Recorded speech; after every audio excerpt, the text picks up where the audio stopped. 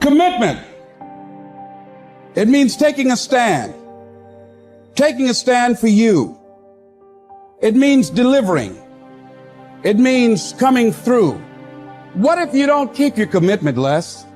What if you give it everything you have and you come up short? Or if you don't give it everything you have, what if you get weak along the way and you throw in the towel on yourself? You surrender to your emotions. What then? A lot of people become discouraged. They become frustrated and they say, oh, what the heck? And they go back to doing what they were doing before, saying it doesn't work. You get to make a choice. Is failure going to break you or is failure going to make you? You get to decide. Failure doesn't.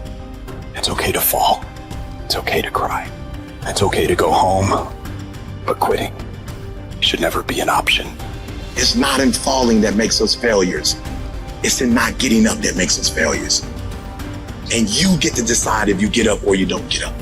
We're going to take setbacks. We're going to take some defeats from time to time in our lives. When that happens, what that actually does, or what that actually should do, is make your vision clear.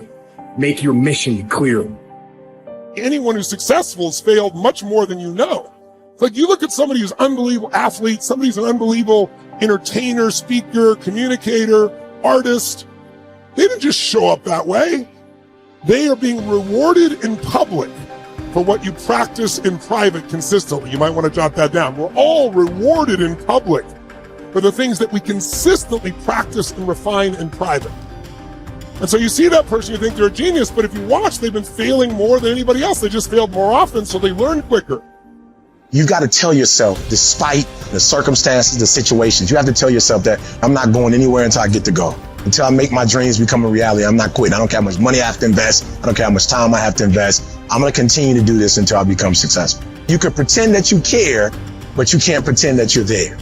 The only way you can be there is to show up. And what I'm asking you to do for me, you will never be a failure if you show up every single day.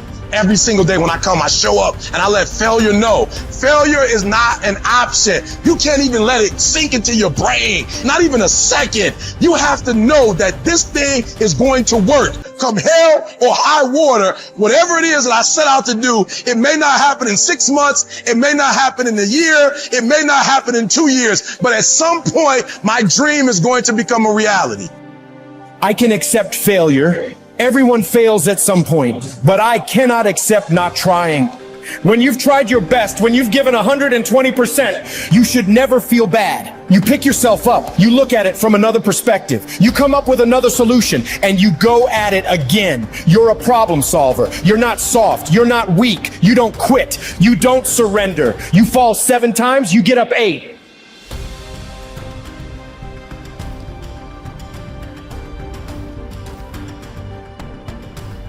There is a cycle of history that is plain as day. Good times create weak people. Weak people create bad times. Bad times create strong people. Strong people create great times.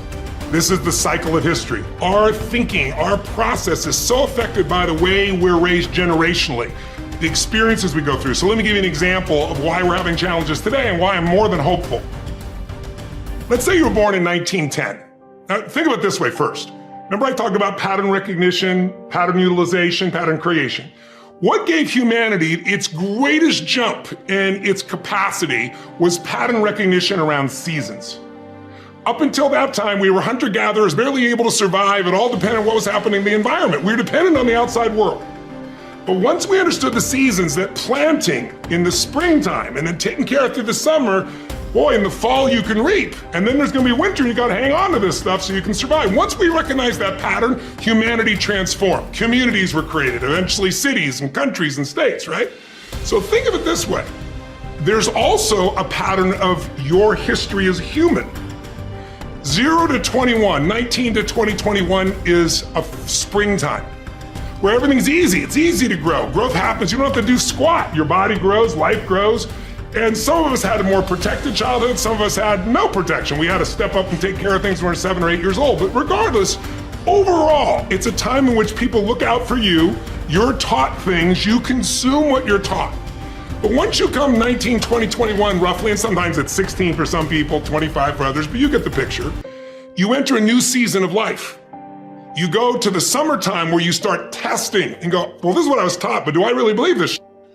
You know, this is what people say, but now I'm in a relationship, you know? And so all of this next 20 years is an explosive growth period if you work at it from 21 to 41. From 42 to 62 is a reaping time. If you planted really in the spring and you pushed hard through the summer, you're gonna reap. Now, if you didn't plant in the springtime, you're gonna weep in this season. You know, you're gonna be like, I don't have any money, I don't have any time, I don't know what to do, where am I going? But that's a season of power. That's when you really start to be able to lead companies, businesses, environments, and so forth. And again, some people get there earlier, some later, but overall, generationally, that's it. And then 63 to 83 is winter, and that winter time is a little different for somebody. Right now, that time is, maybe it's time, I'm an elder in the community, now it's time for me to mentor, to communicate. And if you're lucky, it goes 83 to, say, 103. Or the oldest living human is about 119, if you were lucky enough to do that. Maybe you get an extended period of time where you enter the next springtime. So there's seasons that you gotta understand, because if you plant in the winter, I don't care how hard you work, you get no reward. If you bought a house, sounds wonderful, in 2007, normally great, 2007, probably not so great, you're probably just starting to do okay in the last 3 or 4 years, right? So there's a timing to things. There's a timing in your life. There's also timing in history. So imagine you're born in 1910. When would you come of age? 19 years old, 1929. What did you grow up with? World War I ended during that time, the whole world celebrated, and the roaring 20s began, and you're in your teens, cars, radios, parties. You can't wait to turn 19, 20, 21, right? And what happens? For that generation, right at that stage of life, the whole game, the wolves pull out from it, and people are jumping out of buildings, the economy goes to the floor, we got the Dust Bowl. But it didn't end there. Because what happened when they were 29? 1939, World War II.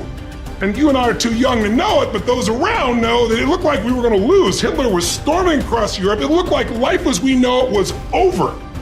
And these people went overseas and became heroes.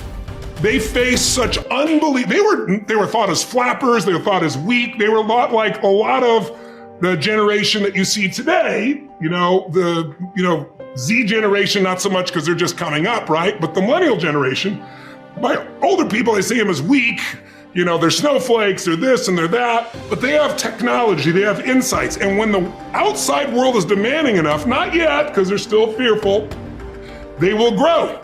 And that's when things change. And so the season occurs. So think about the difference between the 30s and the 40s versus the 50s versus the 60s as we came after 63 into an American summer as a different mindset versus the 80s to the 2000s, 2010. So we're right now halfway through winter. We're in another winter. It starts financially. Now it's gone to health, but we're far from it. It's going to be war.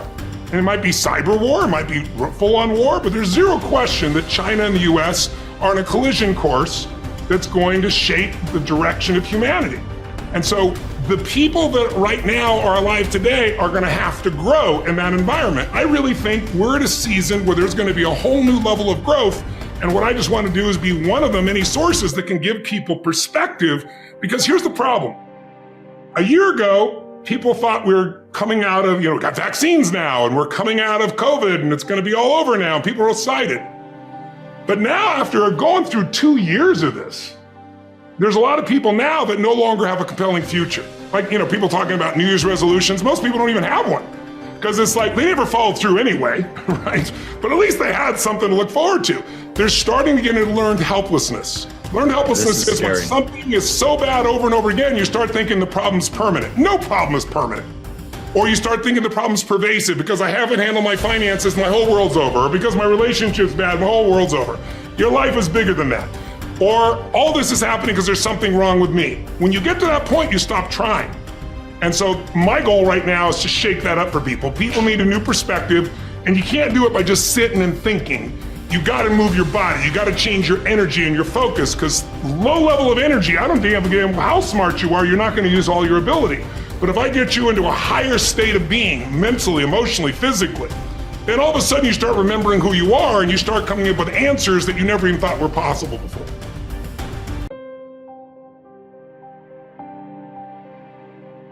You will hear many people saying, "When I am 50, I shall retire into leisure. When I am 60, I shall give up public duties." And what guarantee do you have of a longer life? Who will allow your course to proceed as you arrange it? Aren't you ashamed to keep for yourself just the remnants of your life and to devote to wisdom only that time which cannot be spent on any business? How late it is to begin really to live, just when life must end. Stop letting yourself be distracted. That is not allowed. Instead, as if you were dying right now. Stop allowing your mind to be a slave, to be jerked about by selfish impulses, to kick against fate and the present, and to mistrust the future. In your actions, don't procrastinate. In your conversations, don't confuse. In your thoughts, don't wander. In your soul, don't be passive or aggressive. In your life, don't be all about business. It is essential for you to remember that the attention you give to any action should be in due proportion to its worth, for then you won't tire and give up if you aren't busying yourself with lesser things beyond what should be allowed. Putting things off is the biggest waste of life. It snatches away each day as it comes and denies us the present by promising the future. The greatest obstacle to living is expectancy, which hangs upon tomorrow and loses today. You are arranging what lies in fortune's control and abandoning what lies in yours. What are you looking at? To what goal are you straining? The whole future lies in uncertainty. Live immediately. The best livelihood, particularly for the strong, is earning a living from the soil, whether you own your land or not. Many can support their families by farming land owned by the state or private landowners. Some even get rich through hard work with their own hands. The earth repays those who cultivate her, both justly and well, multiplying what she received, endowing in abundance all the necessities of life to anyone willing to work, and all this without violating your dignity or self-respect.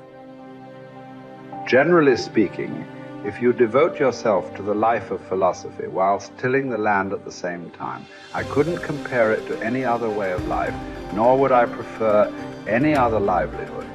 It is living more in accord with nature, drawing your sustenance directly from the earth, the nurse and mother of us all, rather than from another source.